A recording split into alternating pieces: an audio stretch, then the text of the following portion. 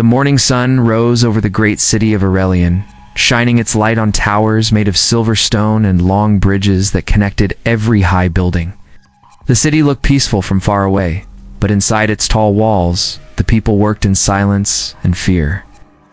They wore gray uniforms and moved quickly through narrow streets. Above them, soldiers marched with shining armor, following every rule the queen had made. Queen Alara Selene sat inside her palace, a tall and shining hall made of glass and steel. She was young, but already known across many worlds for her mind and her power. Her face was calm, her dark eyes cold and wise. To her people, she looked perfect. To her advisors, she looked untouchable. Alara had won every war she had ever faced. She had solved every problem before it turned into danger. She ruled through order and control. She often told her council, "A perfect system needs no heroes, only discipline." Her voice had a kind of music in it, gentle, but never warm. Whenever she spoke, everyone listened and obeyed. But lately, whispers had begun to spread across the colonies. In the deep mining worlds, some workers had stopped following her rules. Someone had begun to lead them. Someone without rank or riches, who fought not with power but with courage. His name was Ethan Cole. The first time Alara heard his name, she laughed very softly. Reports spoke of him as a former captain, a soldier who had once served in her forces before he turned against her. They said he moved like a shadow, that he helped the poor and escaped capture again and again. He had become a symbol to people who had forgotten how to hope. "How can one man challenge a kingdom built on reason?" Alara said to her first minister while looking out over the quiet city. "This man will soon learn that emotion cannot win against order." Her confidence was real. For all her life, she had believed that humans were too weak to rule themselves without structure. She thought feelings made them foolish and unpredictable. That was why she trusted machines and plans more than hearts. Still, she ordered her officers to send more spies to the mines of Griffin Valley, where Ethan Cole and his followers were said to be hiding. Every night before going to sleep, she read the new reports that arrived. At first, they sounded normal small fires, broken machines, stolen food deliveries. But soon the reports grew darker. Whole sections of the mines were refusing to work. Supply trains had been stolen. The communication tower had exploded. Each time her guards asked her if she wanted to call a public trial or punishment, she shook her head. "No," she said quietly. "We will solve this with planning, not panic." But the trouble did not fade. Ethan Cole's story spread like an old song through the tunnels and among the workers who lived in the lower districts. They said he never shouted, never ordered, never threatened. They said he could fix broken machines with his hands and build hope out of nothing. The miners followed him not because they were forced, but because they trusted him. In the evenings, when he sat near the fires deep underground, Ethan thought of the life he had left behind. Once, he had sworn to protect the queen and her dream of peace. But after he saw how her laws broke the lives of common people, he could not keep serving her. When he had refused a cruel command on the battlefield, he was marked a traitor. Now he led those who could not fight for themselves. Far away in her high palace, Queen Alara looked again at a small screen that showed a picture of him taken from an old file. His hair was dark, his jaw strong, his eyes steady and calm. There was something dangerous about his calmness, she thought. Late one night, when the moonlight fell through the glass windows of her hall, Lara stood alone at her throne and whispered to herself, "He is human, just like all the others. He will break." But something deep inside her that she did not yet understand made her feel uneasy. She had seen men fall before warriors, pirates, leaders. Yet this soldier, this Ethan Cole, looked as if nothing could bend him. That thought stayed with her long after she turned off the lights and went to rest. The next morning, new messages came. A military base near Griffin Valley had lost contact. Another factory had stopped working. Even her own officers had begun to whisper Ethan's name as if it were a promise. Still, Alara remained calm. She lifted her silver crown and placed it upon her head. "One man cannot move an empire," she said. "Humans have limits. I'll remind them of that. But far beneath the earth, in the shadow of burning machines." Ethan Cole looked up toward the palace in the sky and whispered something different. "Power has limits. Hope does not." And though they lived worlds apart, their paths had already begun to move toward each other. the queen who trusted only logic and the soldier who trusted the heart. The moment they met would change everything. Deep inside the wide tunnels of Griffin Valley, the air smelled of smoke and iron. Heat from the broken machines made the metal walls glow red. The workers moved carefully, carrying tools and old weapons that once belonged to the Royal Army. Among them walked Ethan Cole, his jacket torn, his hands covered in dust, but his eyes clear and calm. He did not shout or give long speeches. He spoke quietly, with words that everyone could understand. When someone asked him how they could stand against the Queen's soldiers, he only said, "Together." That word was enough.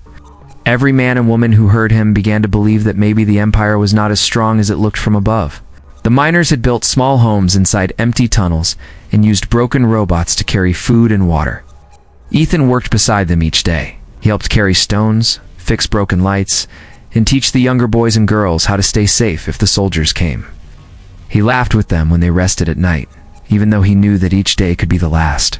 Sometimes, when the tunnel grew quiet, he would sit alone and look at the small piece of metal he kept in his pocket. It was the insignia of a royal captain, the symbol of his old life. He had thrown away his uniform long ago, but not the small piece of metal. It reminded him that he once believed in the queen he now fought against. Above the ground, the Empire began to shake. Queen Alara heard news every hour. Her ministers spoke quickly and nervously, telling her about stolen supply trains and missing officers. One minister said, "Your Majesty, this man is no longer a simple rebel. He is an idea." Alara listened without moving. Her voice was soft when she answered, "Ideas can be broken. Find him." She increased her army's numbers, sending more soldiers to the valley. She told them to capture Ethan alive and to show no mercy to those who helped him. But even with all her power, her soldiers could not find his hiding place. The more she tried to stop him, the more people joined him. One night, Alara stood on her balcony. The air was cool, and the lights of the city shone below like stars trapped in stone. She wondered how one single man had caused so much change.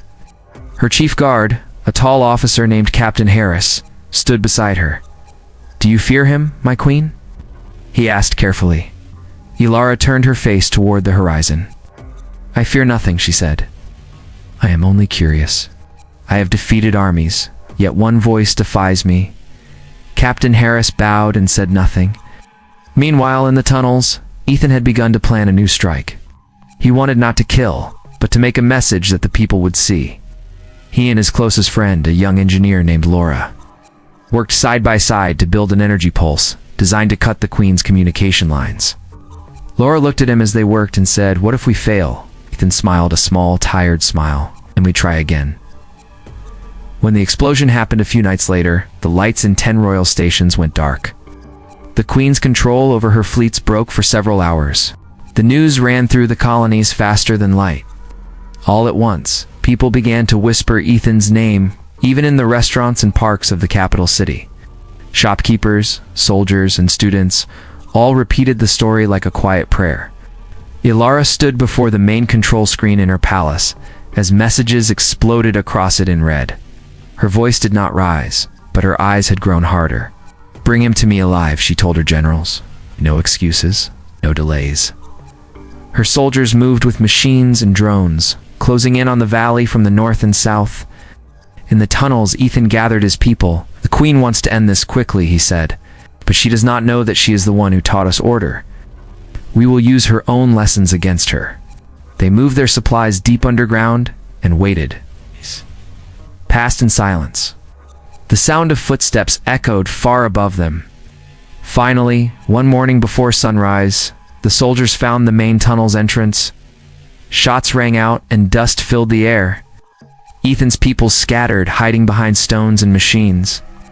Ethan ran toward the sound of the attack, fought with a calm strength that came from belief, not anger. But there were too many of them.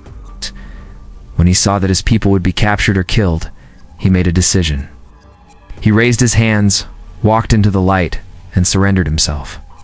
The soldiers took him in chains. They carried him through long corridors and past armored doors, till they reached a great ship waiting near the valley. Ethan stood tall as they pushed him inside.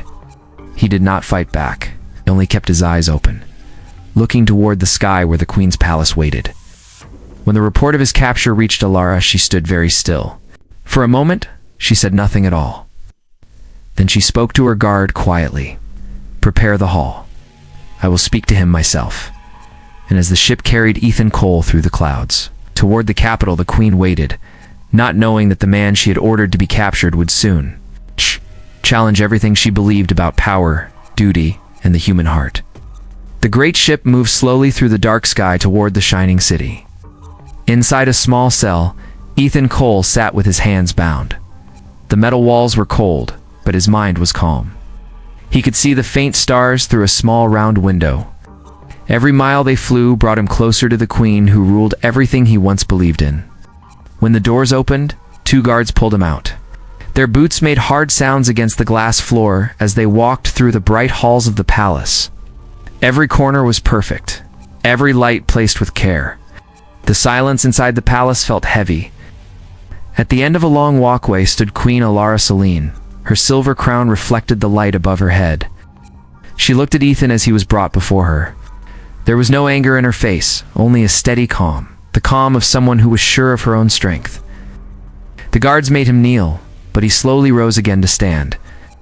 One guard moved forward to push him down, but Alara raised her hand. "Let him stand," she said. The guards stepped back. The Queen walked closer, until there were only a few steps between them. "So," she said quietly, "this is the man who set half of my empire on fire." Ethan met her gaze without fear. "I did not set it on fire," he said. "It was already burning. I only showed people where the flames came from." Her eyes narrowed. "You speak with the tone of righteousness, Captain Cole. But you once wore this uniform. You swore loyalty to me." "I swore loyalty to the people," he answered. "You stopped listening to them." The two stood in silence. The sound of the wind outside the palace reached them faintly through the tall windows. Alara turned away and walked to her throne. "You think I am a tyrant," she said as she sat down. "But everything I have done has been for order. Without my laws, humans would destroy themselves. Look around you. This city stands because of discipline." Ethan looked around. The walls shone, the floors were clean, and everything was still. Yet to him, it all felt lifeless. "You built a city out of silence," he said softly. "But people are not machines. They need more than rules. They need choice." Alara's fingers rested on the arm of her throne. She studied him as if he were a problem she needed to solve. "You speak of choice, but choice brings chaos. Chaos brings war. I have seen it. I will not let that happen again." Ethan took a deep breath. It is already happening. When people are treated like tools, they stop caring about peace. They only care about surviving the next day. You could change that if you let them speak. If you trust them, they will not turn against you. The Queen stood and walked down the steps toward him again. She stopped close, so close that he could see the reflection of his face in her eyes. "You speak bravely for a prisoner," she said. "Speak because it matters," he replied. Something in his tone made her pause. She had spoken to many men in her life, generals, scholars, rulers, but none had looked at her the way he did. He did not look at her crown or her armor. He looked at her as if she were simply another human being. That night, after Ethan was taken to a guarded chamber, Alara sat alone by the tall windows. She looked out at her perfect city, glowing under a pale moon. The silence that had always comforted her now felt heavier, almost painful. She tried to focus on her reports, but her mind kept returning to his words. Somewhere beneath all her logic, a question began to form. What if he was right? What if control had turned her peace into another form of war? When morning came, Alara called her advisors. They begged her to execute Ethan before he could inspire more unrest. She listened quietly, her eyes half closed. After a long silence, she said, "No, he will not be executed. Keep him here. I'll speak to him again." The advisors looked shocked, but none argued. The Queen's word was final. Down in his guarded room, Ethan sat on the floor, thinking of the people still hiding in the mines. He hoped they were safe. He did not know what would happen next, but he trusted that the truth he had spoken had reached the one person who most needed to hear it. That night, when the Queen entered his room, she carried no crown and no guards, only quiet footsteps and a strange look in her eyes. "You said people need choice?" she began slowly. What would you have me do? Ethan looked at her, tired but steady. Start by listening. It was a small answer, but it changed something she did not yet understand. For the first time in years, Queen Alara Selene did not answer with certainty. She simply nodded once and sat down across from the soldier who had refused to kneel. Outside, the city lights continued to glow. Unaware that inside those quiet walls, the first spark of change had begun to burn in the heart of its own queen. Days passed slowly inside the great palace. The sun rose and fell, but inside the stone walls, time felt still. Ethan Cole remained under guard, though his prison was now more like a quiet room with wide windows. Every morning, Queen Alara came to question him. First she asked about his rebellion, his plans, his people. But slowly her questions began to change. Why do they follow you? She asked one day as they sat facing each other at a small table. They follow the idea of being heard, he said. I did not give them orders. Alara looked down at her tea. Her reflection trembling slightly on the surface. A voice is dangerous, she said. When everyone speaks, no one listens. Ethan shook his head. Or maybe that is when people finally start listening. Sometimes quiet is not peace, it is fear. Her hand froze midway to her cup. No one had ever spoken to her like that, not even her oldest generals. She was used to command, to respect, even to fear, but not honesty. Still, she did not send him away. Each evening, she returned to her private hall, where her advisors waited. They asked for updates about her plan to punish the rebels. She told them something vague and calm, never revealing the long talks she had with the prisoner. They would not understand.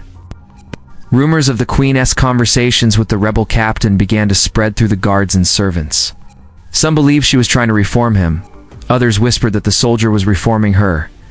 Meanwhile, outside the capital, unrest grew louder. The supply routes had broken again, and people began to protest in silent crowds. The ministers warned her that the system she had built was losing its grip. The people no longer fear the throne, one minister said. They speak of this man as if he were a saint. The best way to stop it is to end him now. Alara stood still for a long time. Then quietly, she said, No, killing him will make his voice louder. I must understand him first. That night she returned to see Ethan again. He was standing by the window, his hands clasped behind him. The guards had left the room at her order. You should hate me, she said, almost to herself. He turned around. I do not hate you, he said. I hate what you have become because you forgot the people who believed in you. She looked at him for a long time. You think you know me? She said coldly. You think I never cared for anyone but myself? Ethan shook his head. No, I think you cared too much and were afraid to lose control. So you built a cage to protect everyone, and now even you are stuck inside it. That sentence hit her like a blow she could not block. She turned away and looked out through the glass walls. The city below looked perfect, every light in its place. Yet suddenly, in that perfection, she saw only emptiness. For the first time, she understood what he had meant all along. Order without compassion was not strength, it was fear dressed up as peace.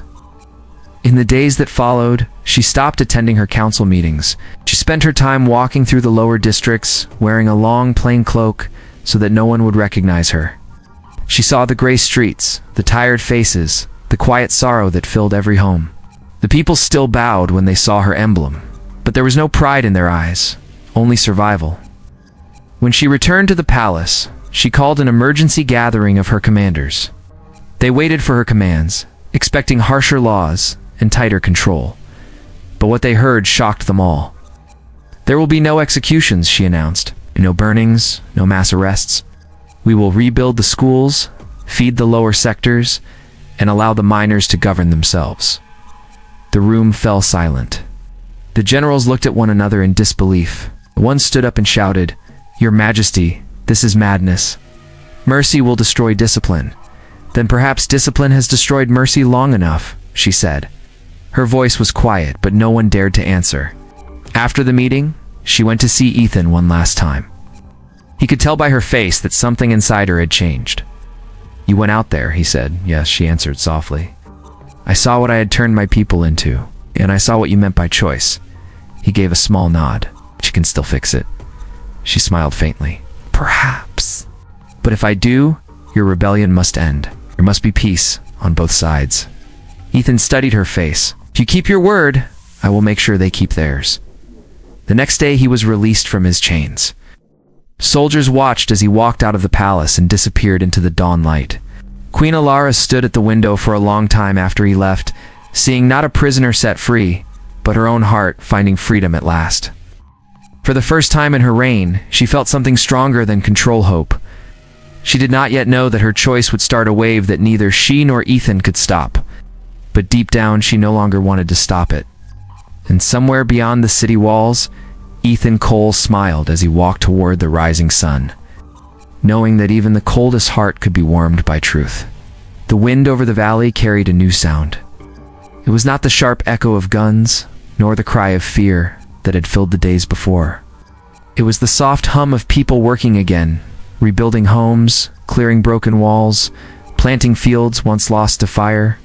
The rebellion had ended not in blood, but in change.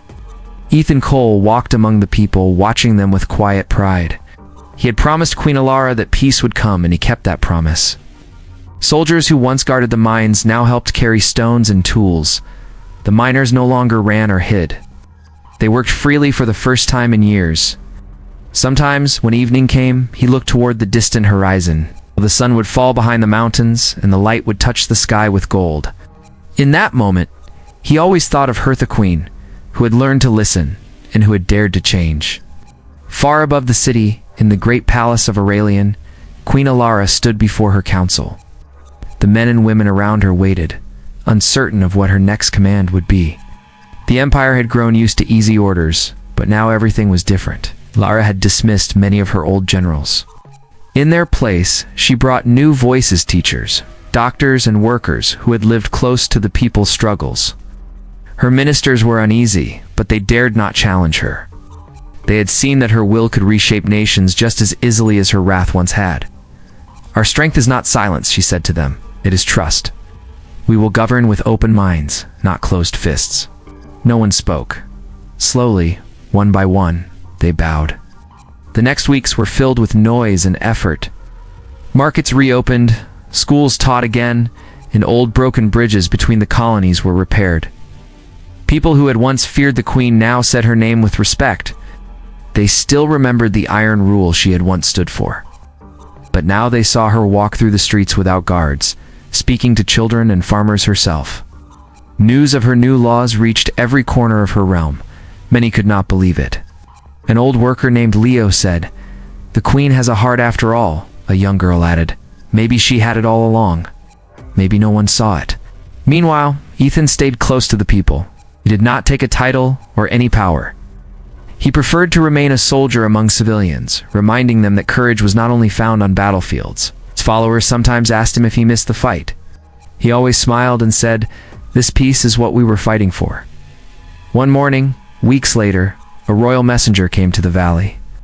He carried a letter sealed with the queen's own mark. It asked Ethan to return to the palace for one final meeting. When he arrived, the guards let him through without question. Walked the long hall that had once felt cold and distant to him, but now it seemed softer, almost alive. At the far end, Queen Alara waited. She wore no crown, only a simple cloak. "You came," she said. "I gave my word," Ethan replied. They looked at each other for a long moment. So much had happened between the Mongor, debate, and change. Yet now, there was understanding instead of conflict. She gestured for him to walk with her through the gardens behind the palace. Flowers had begun to bloom there again, untouched for years. Birds sang among the silver trees. "Do you ever regret it?" she asked quietly. "The battles, the losses, the choices that brought us here?" Ethan thought for a moment. "No," he said. "Regret is for those who stop learning. You didn't stop. Neither did I." She smiled faintly. "You made me see that humans are not weak because they feel. They're strong because they can change. I built my world out of order, but you showed me how to give it a heart." He nodded. "And you showed me that peace without direction can die as easily as war. Maybe we needed each other to see the full picture." They stopped near a fountain, where water flowed smoothly again after many silent years. Ilara looked up at the wide sky and said, I once believed that no human could challenge me. You proved me wrong, Ethan smiled. It was never about challenge. It was about truth. She turned to him. And what is truth, Captain Cole? That strength is not control, he said. It's compassion. For a while, neither spoke. The wind moved gently through the trees, carrying the quiet promise of a new age. When Ethan left the palace later that day, the queen stood on the balcony and watched him go. She felt no loneliness, only peace. For the first time, her rule was not built on fear, but on faith in her people. Years later, children would learn the story of Queen Alara and the soldier who changed her heart. It became a tale spoken in every corner of the empire, a reminder that one voice, honest and brave, could rewrite the fate of a world. And somewhere beyond the shining towers of Aurelian, a man named Ethan Cole walked along a quiet road, hearing the laughter of a free people in the distance. He smiled to himself and whispered, "She thought no human could challenge her until the soldier proved her wrong." The wind carried his words over the hills, through the valleys, and across the open fields. It mingled with the sound of hope rising once more, stronger now than any crown or army could ever make it.